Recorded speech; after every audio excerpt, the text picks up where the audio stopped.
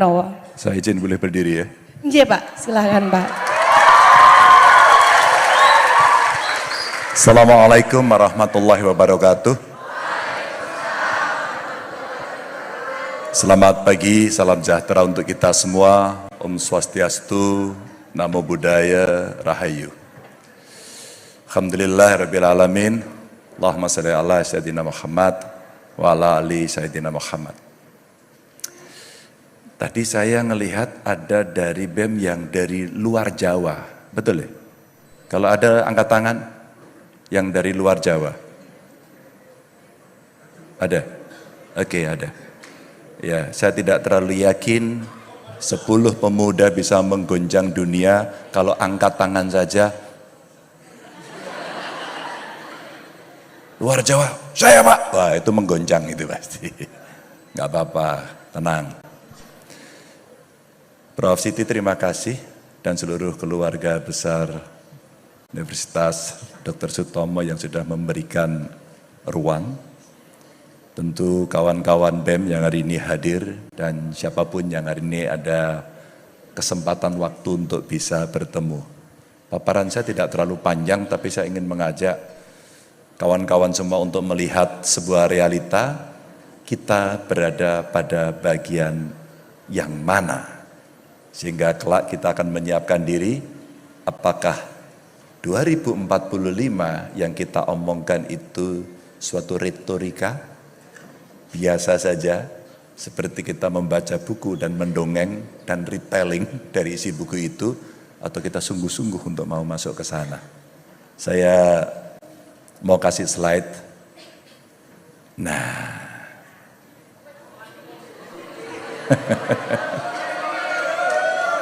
Siapa yang hobinya ngopi angkat tangan? Oke. Ngopi dulu, biar santai. Ngopi dulu. Kalau kamu ngopi ngapain sih? Coba dicek. Ada nggak yang ngopi ke kafe karena ngerjain tugas? Mana yang sering ke kafe? Oke. Coba kalau kita lihat dari gambar ini teman-teman, suasana yang mungkin kekinian. Orang sekarang berdiskusi, mungkin mengerjakan PR, tugas dan sebagainya di kafe. Dia bertemu dengan temannya, mungkin kalau generasi Bapak Ibu sambil lirik kiri, lirik kanan, pura-pura pinjem buku, tulisannya I love you, biasa. Lanjut. Maka teman-teman, sebenarnya teman-teman bisa belajar di kampus, di perpustakaan, di kos-kosan sambil makan mie instan tadi. Atau barangkali teman-teman memang mendapatkan flexible working arrangement. Ini tantangan loh. Ini universitas ketiga yang saya datangi setelah adanya putusan MK dan boleh di kampus, dan saya sama Prof, saya pengen kalau kita diskusi, berdebat, tanya jawab, kampus tempatnya, karena itu yang paling kritis. Dan gak perlu takut datang ke kampus, karena kita akan sering belajar menghormati, belajar diskusi, belajar sopan santun, kalimat yang baik di kampus. Ya, tapi kembali pada cerita ini. Jadi ada flexible working arrangement. Maka saya mau tampilkan data ini, Bapak Ibu. Satu, siapa mahasiswa di ruangan ini yang tidak punya laptop? Oh, cukup banyak ya. Oke, banyak. Ntar. Kebak Pak. Ya, ini kalau Pak. Saya... Oh, kamu nggak punya juga? Oh, nggak punya juga. Stop. Nanti saya kasih tahu bagaimana cara leasing. Teman-teman, saya mau kasih tunjuk di situ, silakan dilihat. Silakan dilihat datanya yang di bawah ini. Oh, waduh, nggak terlihat ya.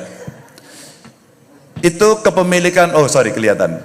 Kepemilikan laptop atau komputer per rumah tangga di Indonesia, gambarnya seperti itu. Jadi kalian yang angkat tangan tadi, ternyata kalian itu memang yang hijau itu. Oh, punya enggak? Punya? Oke, punya. Kalau kita lihat, bayangin tuh, Singapura itu hampir semua punya. Terus kemudian ada Jepang, ya. Terus kemudian ada Tiongkok, Korea, dan kita kecil sekali. Kalau dilihat gambar yang di tengah, itu sebenarnya generasi Anda. Mungkin strawberry, generasi strawberry. Indah, cantik, gampang terluka. Bener nggak? Itu deh yang di tengah. Dia kerja di pinggir pantai, mungkin gambarnya itu nggak mandi, tapi dia bekerja kan? Working from anywhere. Itu zamanmu. Kekinian yang hari ini harus dihadapi, suka tidak suka, mau tidak mau. Dan kalau kita lihat, kalau kita mau lakukan percepatan pembangunan, dengan kepemilikan ya komputer laptop yang minim, jaringan kita minim, maka akses digital kita pasti sulit. Ya enggak? Muter mulu enggak beres-beres itu. Padahal teman-teman kalau kita mau lihat itu, industrialisasi laptop komputer dalam negeri dibutuhkan karena kebutuhan kita masih tinggi sekali. Bayangkan jumlah penduduk kita yang tinggi, bayangkan jumlah pelajar mahasiswa yang tinggi, bayangkan alat itu sekarang hampir-hampir menjadi alat utama. Itu ya. Padahal kalau kita lihat ekonomi digital kita secara nasional potensinya itu 4.531 triliun. Dengan Anda punya gadget, Anda mengakses dengan kecepatan internet yang sangat tinggi, maka terbantulah itu. Anak saya seusia kalian. Ada yang nonton saya di Mata Najwa kemarin? Oke. Jadi Bu Rektor, saya datang pertama di UI. UI adalah MIP saya. UGM adalah SH saya. Tapi kami ke UI dulu, terus kemudian hari kedua langsung ke UGM. Dari dua kampus ini, inilah kampus ketiga yang saya datangi. Dan saya sepakat, tadi bro, sebenarnya dimanapun siapapun, saya paling suka kalau berdiskusi. Gak usah marah-marah, gak usah ngamuk, nadanya gak usah melotot, biasa aja saya bilang gitu. Karena apa? Karena akan lebih enak, saya mau tunjukkan ini. Oke, kita kembali lagi. Maka teman-teman, nah ngopi lagi. Kira-kira kalau ngopi lagi apa ya yang bisa dilakukan berikutnya? Ya lanjut. Lalu mari kita lihat. Jangan-jangan kamu stres. Yang kuliah di Universitas Dr. Sutomo angkat tangan. Oh, kamu kuliah sini? Fakultas apa? Termasuk dosen yang pelit atau killer? Ya enak semua ini. Hah? Baik. Ya iyalah ada orangnya kok. Baik. Coba kamu sebutkan kebaikan Prof. Siti. Kira-kira apa? Diajar beliau enggak? Diajar? Diajar sama semester 1 Pak gitu. Ada yang semester 2? Semester 3? Udah? Kamu udah stres belum? Udah? Stres karena kamu punya persoalan sendiri, jomblo akut? Atau karena dosen? Oke, teman-teman. Kadang-kadang ke kafe, ngopi, ketemu teman-teman, menyelesaikan persoalan. Ngerjain tugas. Ngedit juga.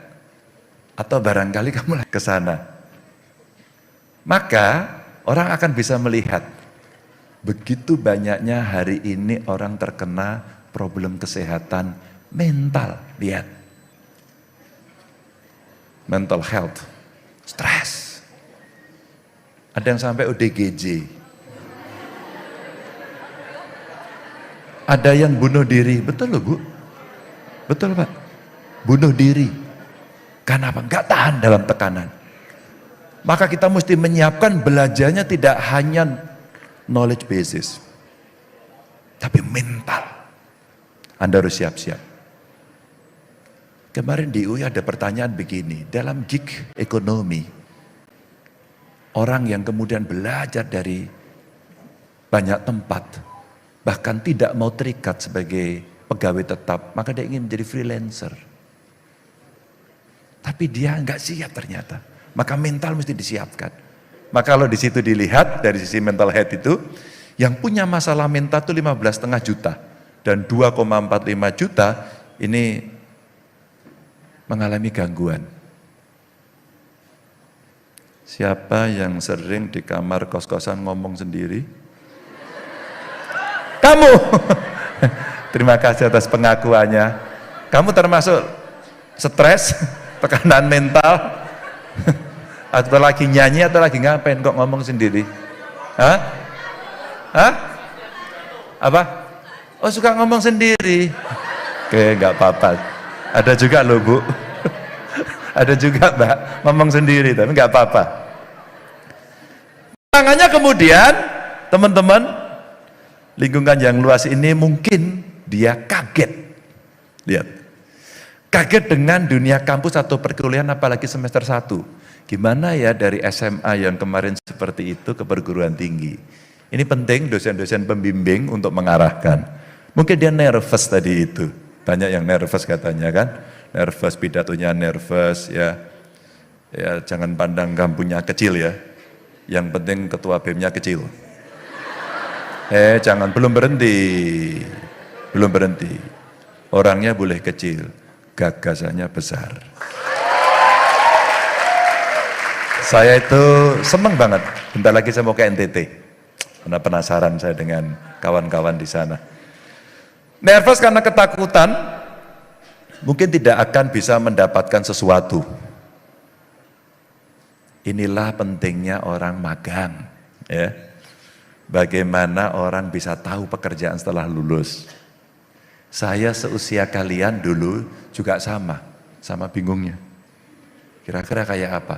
Kalau ngomong seingat saya dulu pada saat saya mahasiswa juga begitu, ceplos, asal berani, hidup rakyat, tadi gitu ya.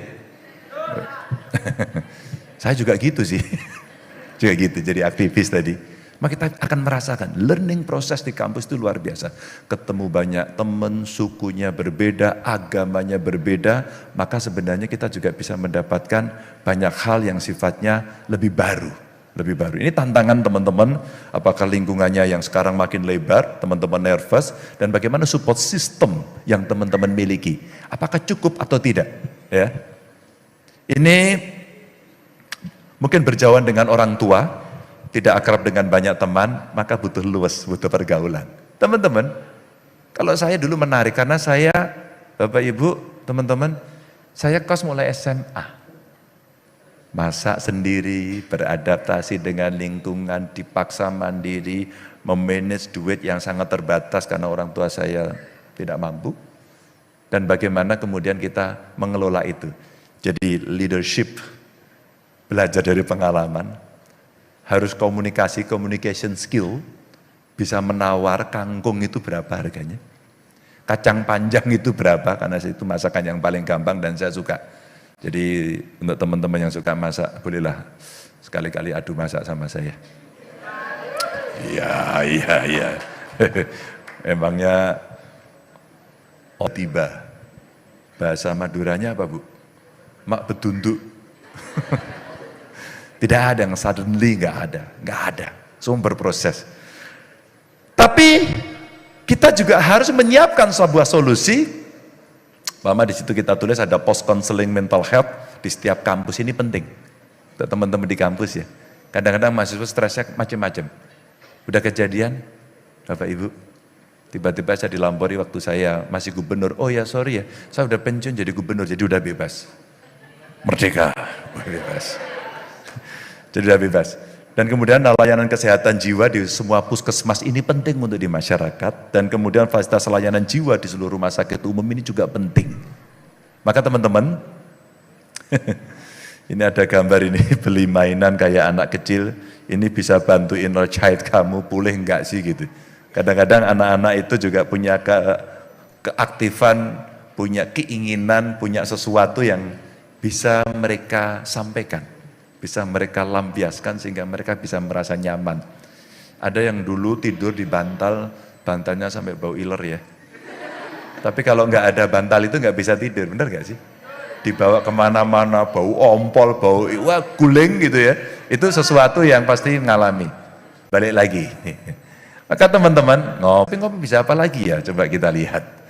Kalau kita lihat maka di dalam gambar kopi ini di sebelah kiri kelihatan tuh. Gelasnya pakai apa? Plastik. Ya enggak? Terus kemudian kita bicara. Hari ini problem lingkungan menjadi problem yang serius. Hari ini anak-anak muda luar biasa perhatiannya pada lingkungan, pada demokrasi, pada HAM. Ya enggak? Hari ini perhatian itu sangat luar biasa. Dan anak muda sangat peduli. Ekonomi hijau, ekonomi biru sangat-sangat peduli. Mari kita lihat sampah kita. Anda ke kafe, Anda ngopi, gelas plastik. Buangnya kemana? Biasanya sembarangan, betul nggak? Terima kasih atas pengakuannya. Itu salah apa benar? Benar. Maka ekonomi sirkuler sekarang menjadi konsep yang hari ini digagas oleh banyak orang. Global climate change akhirnya terjadi, ya enggak? Orang akhirnya pingin sekali semua sampah itu betul-betul zero waste. Maka sampahnya dipakai untuk apa? Bayangin, sampah ini sebenarnya dari musibah bisa jadi berkah. Hari ini kita sudah mendapatkan banyak musibah. Orang pinter, anak cerdas, mereka yang smart, punya pengetahuan bagus, maka dia akan nyulap. Dari musibah menjadi berkah. 4,9 juta ton sampah plastik belum dikelola di tempat kita. Itu bisnis baru. Kalau yang mau bisnis. Itu bagian dari riset yang teman-teman sangat punya. Topik yang banyak sekali untuk bisa kalian lakukan. Riset. 4,9 juta ton. Ya. Dan ini kalau pasar daur ulang dilakukan di seluruh dunia, bayangin tuh angkanya tuh, 1.366 triliun, itu 40% dari Asia Pasifik, duit itu. Maka kalau kamu lihat yang di bawah, pernah ada yang tahu? Pusat Daur Ulang Jambangan, ada di mana itu? Di mana? Di Surabaya. Siapa yang memproduksi? Anak Surabaya. Kelasnya di mana? Sudah se-ASEAN. Keren ya? Keren tuh. Produknya itu. Jadi banyak ada jadi tempat duduk, jadi meja, keren, desainnya bagus. Maka anak desain kemudian mendesain. Anak teknik punya pengetahuan mungkin mengolah. Ya, bagaimana kemudian mereka melakukan recycling apa yang ada dan ditulis Pusat Daur Ulang Jambangan. Maka pengelolaan sampah ini mulai dari rumah tangga, terus kemudian jenisnya apa saja, dan kita belum terlalu berhasil loh itu. Ada kuning, hijau, merah untuk dipisah-pisah. Misah aja kita nggak bisa. Bener nggak? Terima kasih atas pengakuannya. Kamu dari tadi ngaku terus jujur, ini hebat. Ini modal baik. Oke ya teman-teman. Inilah ekonomi, kondisi, situasi yang teman-teman hadapi pada hari ini. Dan kita mesti siap. Kita mesti belajar, kita mesti mengedukasi diri untuk siap menghadapi situasi itu. Ini zaman kita. Karena kita seangkatan. Ya kita lah, ya kita kan hidup di sini semua. Ya, balik. Karena teman-teman inilah yang nanti di 2045 kalau kita mau menjadi negara hebat, generasi emas yang akan merebut Indonesia emas, itu Anda. Usia berapa sekarang? 20. Di 2045 berarti berapa?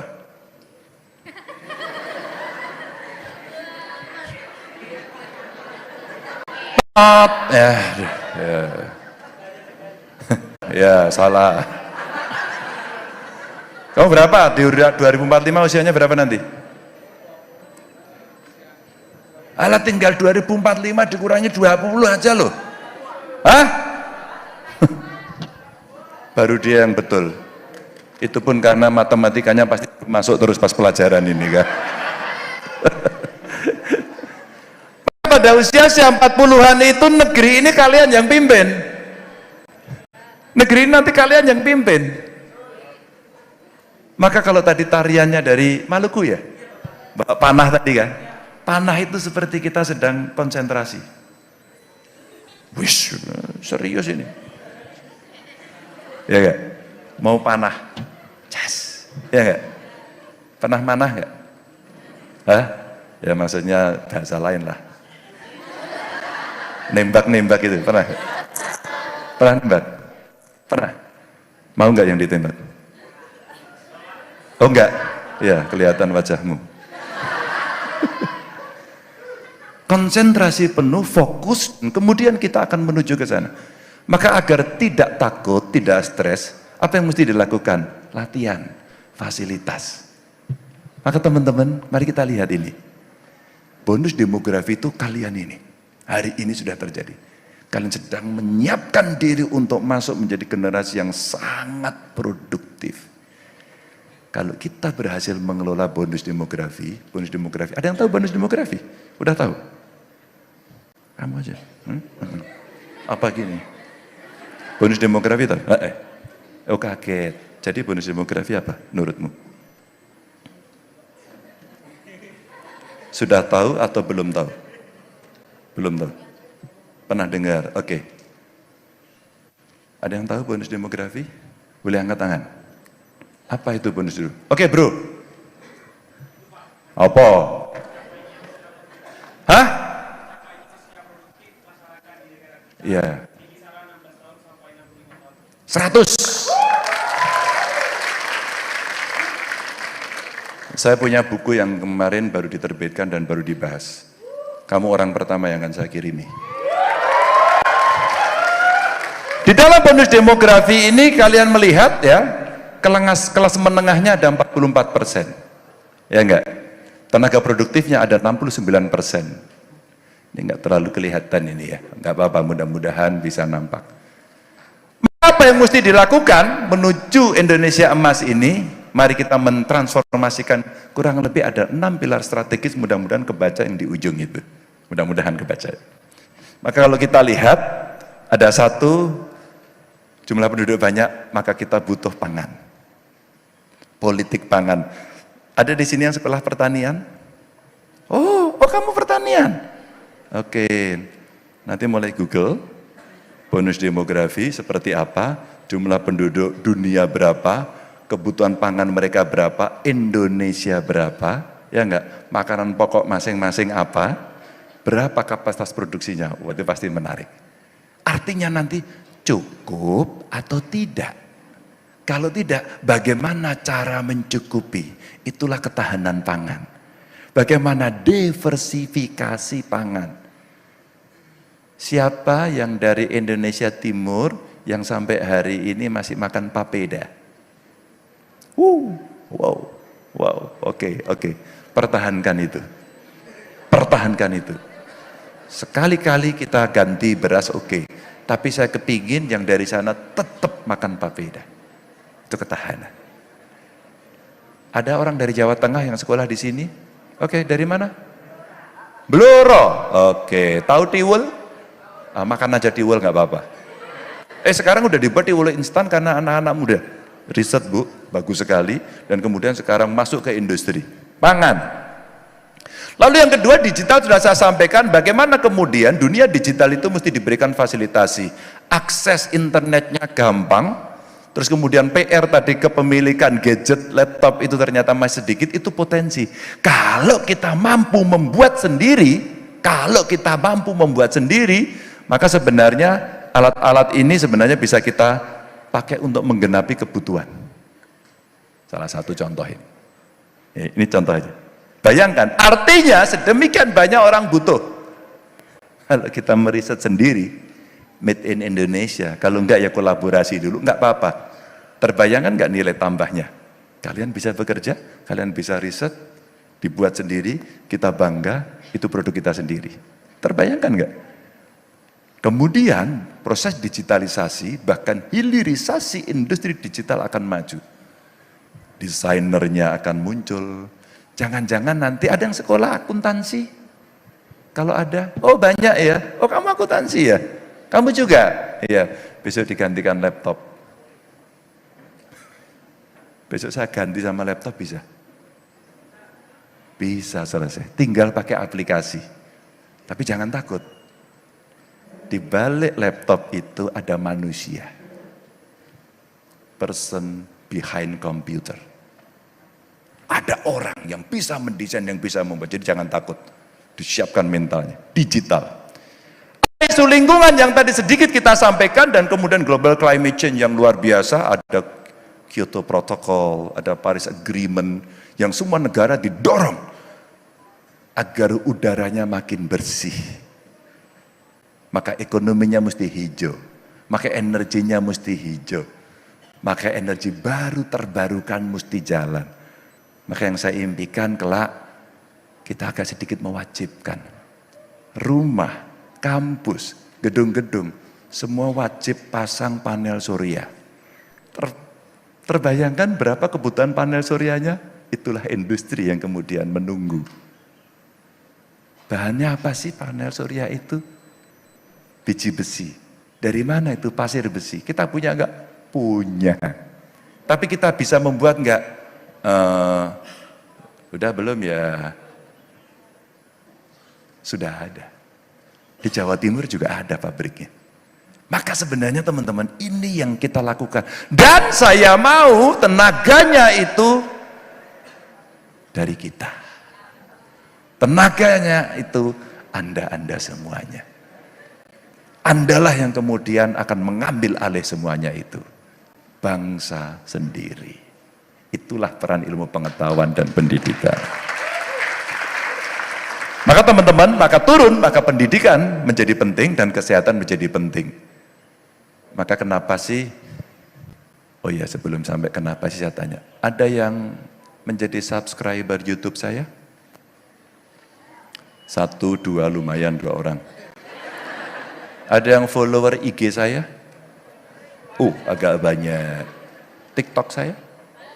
Oh banyak sekali. Facebook saya? Agak sedikit.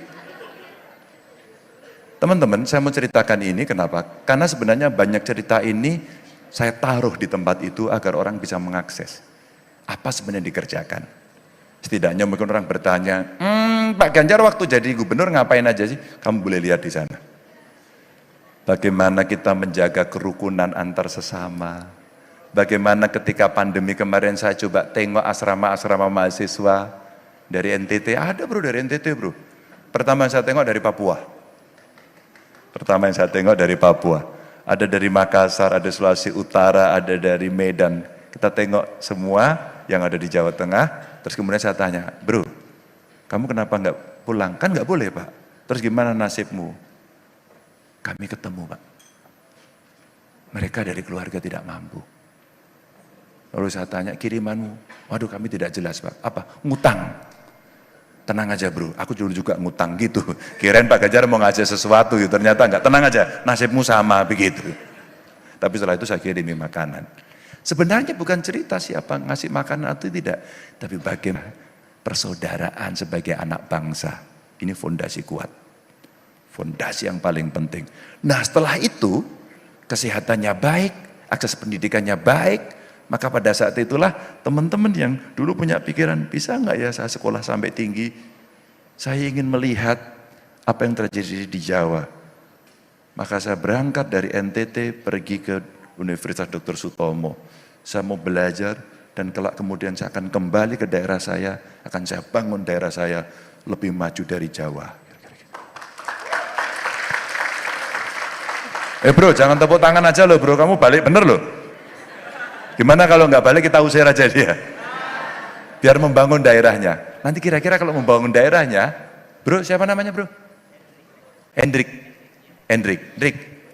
kamu besok kalau udah balik di sana, bukan berarti nggak bisa pergi. Kamu kembangkan daerah menjadi pemuda yang hebat, penuh dengan inisiatif, leadershipnya strong. Kamu menginisiasi dan kemudian muncul seorang Hendrik, kemudian Hendrik ini ditaksir oleh banyak orang. Maksudnya intelektualitasnya, maksudnya posisinya. Kemudian dia bisa promote. Sehingga spiralnya mungkin dari NTT, dia naik ke level provinsi, mungkin dia naik bisa sampai ke level nasional, dan dia akan kembangkan karena pengalamannya itu. Itu sebenarnya penting. Pendidikan dan kesehatan.